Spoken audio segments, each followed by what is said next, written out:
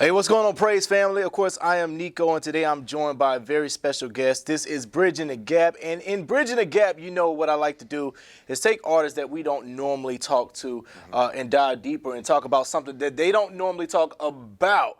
And I'm joined by a very special guest. You know him as Young Dro. Welcome to the show, brother. Nice to meet you, bro. Yeah, nice to meet you as Yes, well, man. man. Nice to be here too, man. Yes, sir, man. Yeah. Yes, sir. Now, of course, we grew up on your music. We ain't aging you because I'm probably around the same age as you, but it's been a beautiful thing to see your journey, especially over the last year.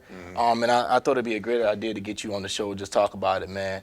And I want to start off the interview by quoting something that you put on your Instagram and I thought was cool. We don't order our steps, God do. That's right. Let's talk about who is Young Dro as of today. As of today, it's kind of like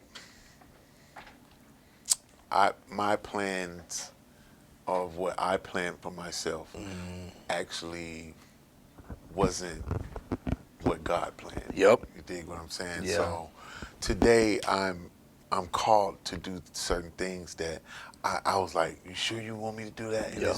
it's kind of like a radical thing, you know, to step out from where I came from to actually start these things. And God He just put it on my heart, well, when you're going to do it, you have to do it.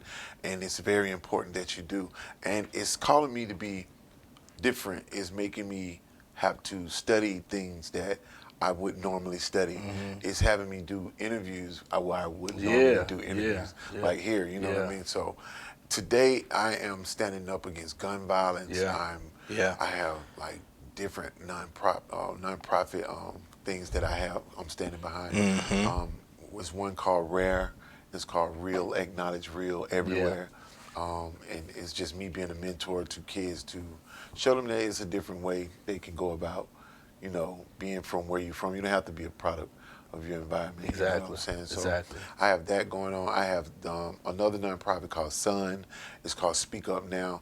It's me actually standing up for poverty and homelessness. Against, you know, people that used to be families that are now in the street. Because I'm driving by through Atlanta and I'm just seeing homeless person and it's just getting really, you know, in Atlanta it used to be like that. You know, and I just want to be able to raise awareness on, you know, those type of things. And it's just a different walk for me.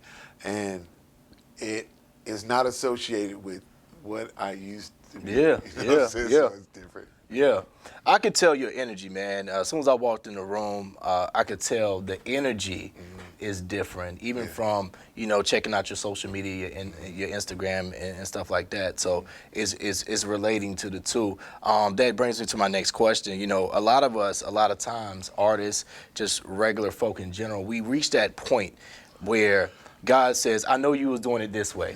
And for you, especially because you're an artist, you've seen a lot of things, a lot of money, success. Was that difficult to say, oh God, but like look at all this, but you want me to do that? Was that difficult for you? It still is a challenge. It's sort of like God has his hand behind his back with what he has for you. And he's asking for, you know, for me to give him what he wants for me.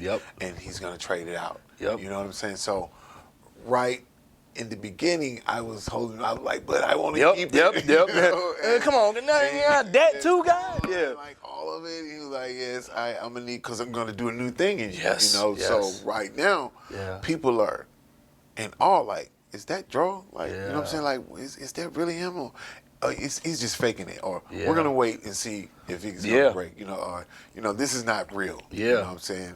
Or he'll be back, you know, stuff like that. So it's just a new thing in me, and it's and the transition is very challenging to actually, you know, sometimes I wake up in the middle of the night. Well, in my dream, you know, the devil comes to me in my dream and says to me, hey, this is still the life. And I wake up, I'm like, yeah, that was so real. You know what I'm saying? And it seems like he can't do it while I'm up and moving around because I'm doing God's work. So he comes to me in my dream and like, well, I'll get him this way. And it's a continuous fight, you know what I'm saying? Because it's so new to me right now. And whatever that could be thrown at me to deter me is thrown at me, like, and it's challenging. Yeah. You know, and every day I'm just steadfast. You know. Yeah. Yeah. Yeah, I bet the temptation is real. It The is. temptation. And you know, one of the most difficult things, and this is just in normal life, when people start to evolve, it's hard for people who was rocking with them before to grasp the change. It is. And you still get people wanting you to do the same stuff, It wanting is. you to say the same stuff, It listen to the same stuff. And it's like, and then you probably get to the point you like, in order to protect yourself, I can no longer be a part of that and all that stuff. So I Right. bet that is super difficult. One of the reasons why we came up with Bridging the Gap is because I thought it was super important for people like yourself. You have millions of followers, you know, who love you of who you was before. And I was like, man, it'd be so dope if they were able to hear a Young Dro talk about God and how many people, because I tell people all the time, I grew up in the church, and I tell people, as great as church is, the influence of these artists, these people who have millions of followers, who are touring and doing concerts, the influence they have on a 10-second interview that somebody can do talking about God. You never know who is in your comments or who scrolled past your Instagram and said, yo, Young Dro talking about God. You know, because you're inviting and introducing these people to something that they might have not even known of or, you know, been trying to be a part of. How important is that for you, for your followers? It's very important to me that I let people know where my foundation came from. You know, I grew up in church. I was the lead singer in the choir. Come on, yeah, choir, yeah. You know what I'm saying? And, you know, I actually, you know, went into the streets at a young age also because of, you know, the circumstances and, you know, the my surroundings was project. And, you know, and I entered the street as a youth, and I got shot at a young age. But I also had my grandmother was instrumental in my life. Like her sayings, the falling asleep on the front row of the church bench, you know, the butterscotch candies, the peppermints, you know what I mean? And, you know, sometimes I would get that pinch that I couldn't go to sleep. You know what I'm saying? And all of these things resonated with me, you know, and today I look back and say, oh, so it never left me. You know what I'm saying? So for me to speak about God and to give him the glory to a fan is no sweat, because throughout my rap career, I've always acknowledged it.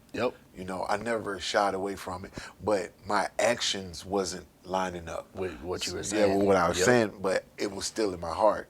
You know what I mean? So for me to actually be here, you know, and living in my truth and being different and trying to, you know, but I'm not shying away from what I did or what I went through because it all built up into be, you know, something good. You know what I mean? So I feel like when it's very important to me that I let a person know that it's okay to pray. It's okay to it's okay to acknowledge God. It's okay to give him the glory. And you know, and if you found yourself somewhere that you didn't want to be in life and you just had this little voice that was saying that, you know, God is present still, you know what I'm saying? It's okay, you know what I'm saying? And however long it takes you to get here, that's your journey. I don't want to rush you. I don't want to make you feel like, you know, you got to, you know. Because I did it, you got to do it right now. So take your time to go through whatever your process is, you know what I mean? And make sure you are well grounded once you get to where you are, so you won't be moved easily. That's good. That's good. You brought up music, and I want to talk about, you know, Run Out of Time with Dietrich Haddon. Let's talk about that. Dietrich is, you know, I heard somebody refer to Dietrich as the Michael Jackson of gospel. Like, you know what I'm saying? He has that flair. Dietrich always does great things, and I love the fact that y'all teamed up. Can we talk about that song? Actually, this was like, it was divine to me because I have a church foundation.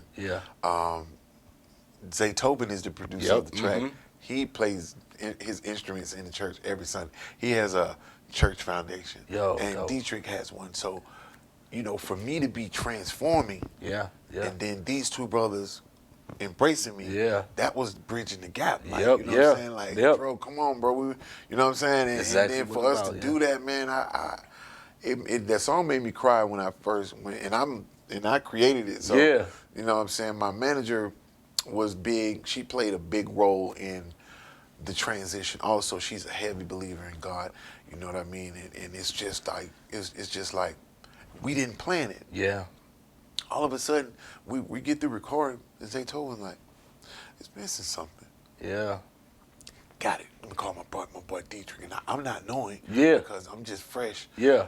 He was like, man. So Dietrich called Dietrich on FaceTime, and Dietrich was like, Dro, man, you know, listen to your music. Yeah. Very fun music, Yep, man. yep, Like, yep. man, I appreciate Yeah. all your contributions. He was like, big fan. I was like, man, then I had heard him. I seen a movie with him. Then I Yep. heard him sing. I was Yep. like, Yep. boy, I am a big fan. Yep, Right yep, now, yep. man, you have a new follower. So, and when it all came together, man, we put out Run Out of Time, and in this track, man, it was just based. I had to go into Donald Trumbull, a real funeral home. Yeah. You know, bodies was there, and it was so humbling. It was Yeah. overwhelming. It was humbling, and I wanted the younger community to see Yeah. and feel what I felt. You can also see how I was feeling in my face because of where I was. Yeah. We was performing next to bodies. We used a real casket. Yeah. We had a real funeral day, and it was real because we go to so many of these funerals, you know, from senseless killings. Yeah. You know, a lot of us rappers are dying. Mm-hmm. You know, and we're leaving our families with these burdens, and my son got killed by, gambling, or my son got killed because he had his jewelry on. Mm-hmm. You know what I'm saying? And it's just these mothers are in bad places, and man, and God just was like, speak, speak up. It's your time. Use your platform. You know, you just can't sit back and look at this. Mm-hmm. You're a part of the hip hop community. Speak. And when you say it, mean what you say, and stand on it. You know what I mean? So when I joined forces with Dietrich Haddon and Zaytoven, it felt divine. It felt like you belonged the whole time. Yes, it did. It felt like you belonged the whole time. Man, listen, I love the story. I know you've been through a lot. I have. I read upon, how you got to where you were, what made you change. One of the things that made you change, what your family was going through some stuff, and it kind of like started that snowball, and to get you there. When it comes to family, it could be a real sensitive thing. Right. Like, what was that moment where you were like, all right, something got to change here? So my oldest daughter, she experimented with drugs, or I don't know exactly how it happened.